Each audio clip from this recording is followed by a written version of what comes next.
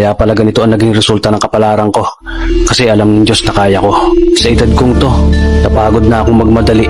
Kaya lahat ng ginagawa ko ngayon, ini-enjoy ko na lang. Siguro sa dami na rin ng aking pinagdaanan, napagtanto ko na ang buhay ay mas malawak at mas mahiwaga pa sa mga problemang dumarating sa buhay natin. Tumatanda na tayo, baka sa kakahabol natin sa masagana at maayos na buhay, ay hindi na natin na-enjoy ang buhay. Baka nabubuhay na lang tayo dahil nape-pressure tayo sa sasabihin ng ibang tao. Marami na rin akong mga naging maling desisyon sa buhay, pero lahat yun nagsilbing aral sa akin at natuto ako sa mga pagkakamali ko. May mga taong sobra nating mamahalin at bibigyan ng halaga, pero ibabalik lang sa atin ay kabiguan at matinding trauma.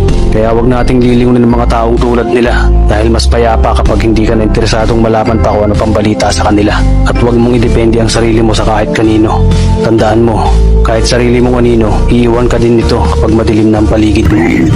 Kailangan natin matutunan na wag ikumpara ang sarili natin sa iba dahil hindi natin laban ang laban nila. Karera mo to, hindi nila karera. Dahil ang buhay ay hindi naman nasusukat sa kung sino ang mayaman, kundi kung sino ang payapa.